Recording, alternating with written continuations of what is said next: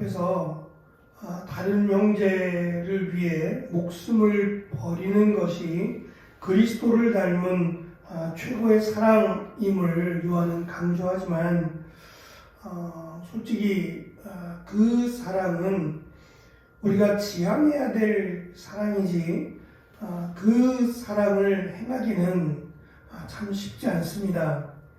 원수까지 사랑하라는 말씀도 그것이 목표가 돼야지 그것을 실제로 행하며 살아가기는 너무도 어렵다라고도 할 수 있을 겁니다. 그래서 요한은 이어지는 말씀에서 보다 실용적이고 또 우리가 감당할 수 있는 일상 속에서 감당할 수 있는 부분을 설명하려고 합니다.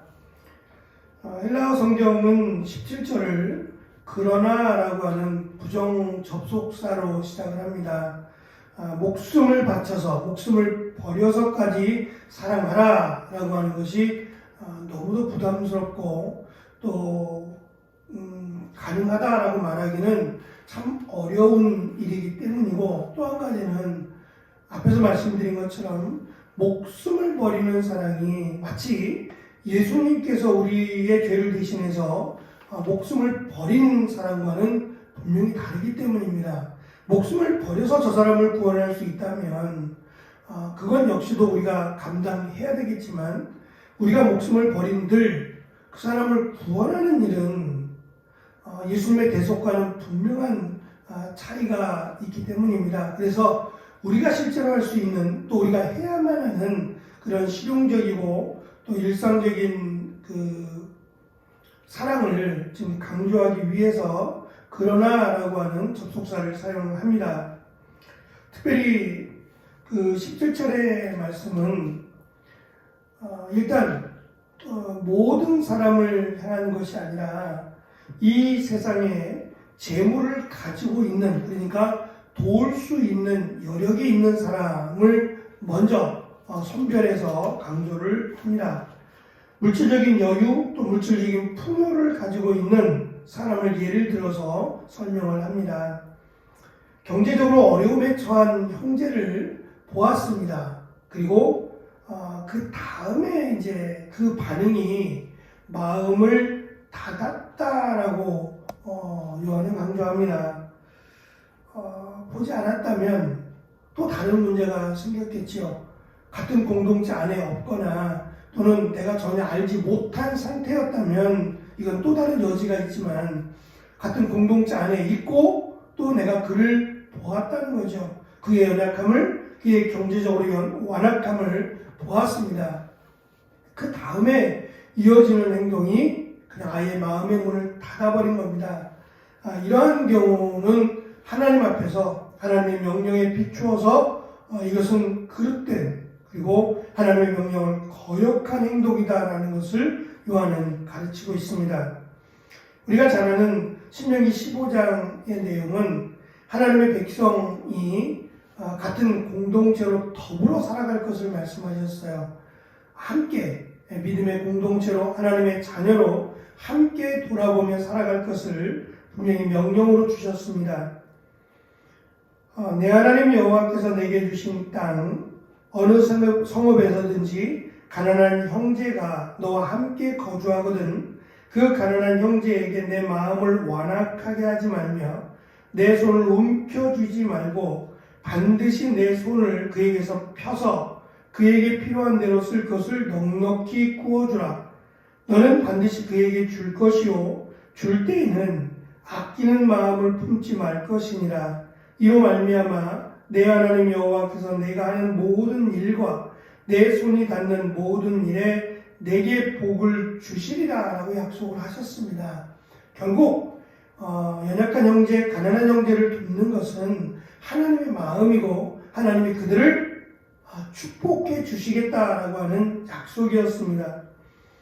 근데 문제는 지금 이 말씀을 듣는 유대인들뿐만 아니라 이방인들에게도 이 눈에 보이는 것으로 사람을 평가하는 이런 일들이 있었다는 거죠. 그러니까 가난하다라고 하는 것은 긍휼의 대상이 아니라 무시의 대상이 되거나 또는 그 사람의 죄악으로 말미암았다라고 하는 이 결과를 놓고 원인을 추적해가는 이런 일들이 있었다는 거죠.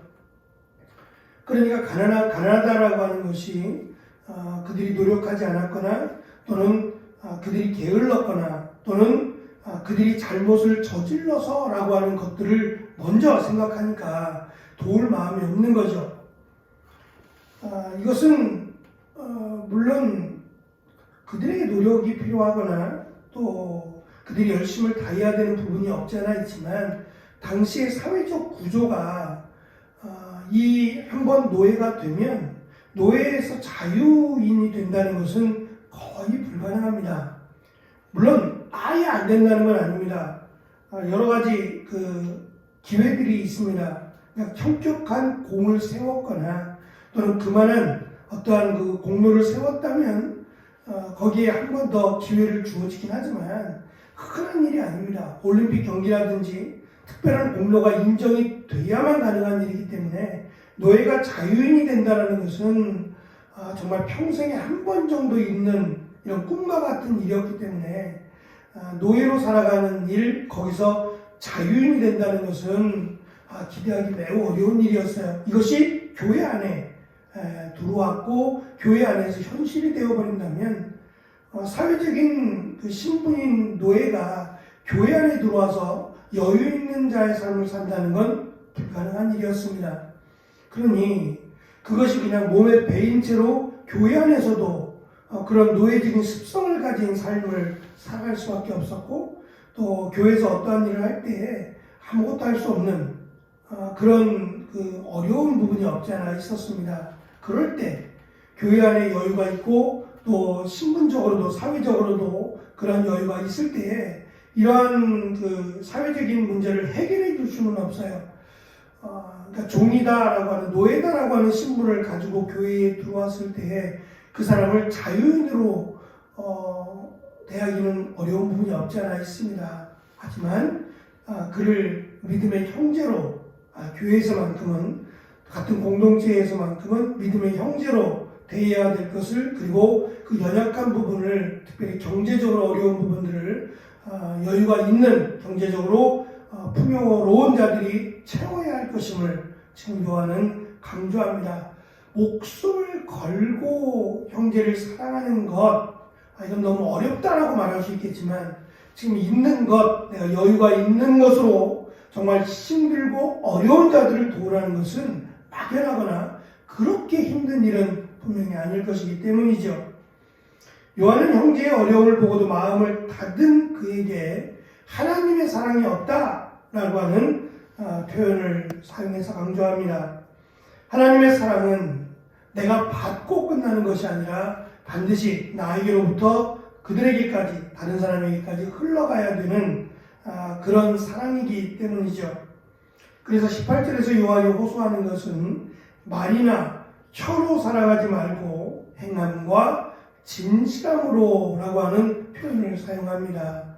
앞에서는 목숨을 바쳐서 목숨을 버려서 사랑하라고 했다면 이번에는 조금 더 현실적으로 실용적인 면에서 말이나 혀가 아니라 행함과 진실함으로 살아가라 라고 하는 지금 설명을 하는 겁니다.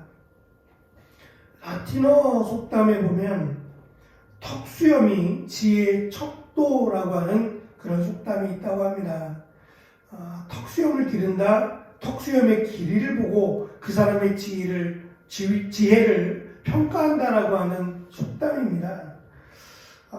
이 속담은 입은 옷, 겉모습, 화려한 행색만 보고 그가 똑똑하고 또 착한지를 판단하고 평가한다는 것을 비꼬는 그런 속담인데요.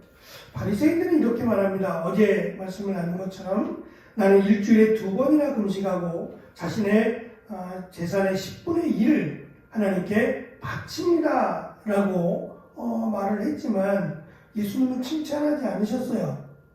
왜냐하면 그것을 하는 것은 당연한 것이고 그것을 하는 것은 칭찬을 받기 위해서 해야 되는 일이 아니라 마땅히 하나님의 사람 또는 하나님의 자녀이기 때문에 해야 되는 일이라는 거죠. 오히려 더 적극적으로 한 발 더 나아가서 세리 같은 자들을 오히려 긍휼히 여기거나 불쌍히 여기는 일을 했어야 칭찬을 받겠죠. 턱수염이 철학자를 만들어낸다면 염소야말로 철학자로서 제격이랍니다. 길고 숱 많은 턱수염이 진정한 지혜의 척도라면 플라톤은 턱수염이 무성한 숫 염소 발밑에 납작 엎드려야 되죠. 두 권을 썼다고 모두 수도승이 아니며 왕관을 썼다고 왕이 아닌 것처럼 겉으로 드러난 그런 행동이 그 사람이다라고 말하는 것은 어불성설이다라고 하는 것이 라틴어 속담이 가르쳐 주는 겁니다. 당시에 그 로빈 훗이라고 하는 그 영웅을 담고자 하는 일들이 많았답니다. 그래서 활만 들면 다 로빈 훗인 것처럼 마치 내가 패러디하듯이 그렇게 뭐 마블이나 이런 것이 유행일 때 스파이더맨 옷이 뭐 미국 같은 경우는 센세이션을 일으켜서 없어서 못 팔 정도였답니다. 아이들이 가장 갖고 싶은 선물 가운데 하나가 스파이더맨 옷이었대요. 하지만 날개가 놓친 듯이 팔렸는데 아무리 그 옷을 입는다고 스파이더맨이 되겠냐 말이죠. 활을 들고 있다고 해서 로빈 훗이 될 수는 없는 거죠. 활을 잘 쏴야 로빈 훗이 될 수 있는 것처럼 하나님의 사랑을 받았다라는 것은 그 사랑을 많은 사람들에게 나누어 주어야 정말 하나님의 사랑을 받은 자라고 말할 수 있을 거라는 것이 요한이 이 말씀을 통해서 우리에게 가르치는 바입니다. 내가 하나님의 사랑을 받았다면, 내가 하나님의 은혜를 받았다면 그 은혜를 누리는 자가, 그 은혜와 사랑을 전하는 자가 되어야 된다라고 하는 것이 실용적으로 요한이 가르쳐주는 사랑의 척도라고 할 수 있을 겁니다. 사랑이 많은 자는 그 사랑을 품고만 있는 것이 아니라 그 사랑을 나누어 주며 사랑을 받지 못할 그 사람들에게도 전하는 것이다 라고 하는 것을 요한은 예수님의 사랑 또는 하나님의 사랑을 이렇게 우리에게 강조합니다. 사랑을 베풀며 살아가는, 그리고 그 사랑을 나누며 살아가는 또 우리의 삶이 되어지기를 축원합니다. 기도하겠습니다.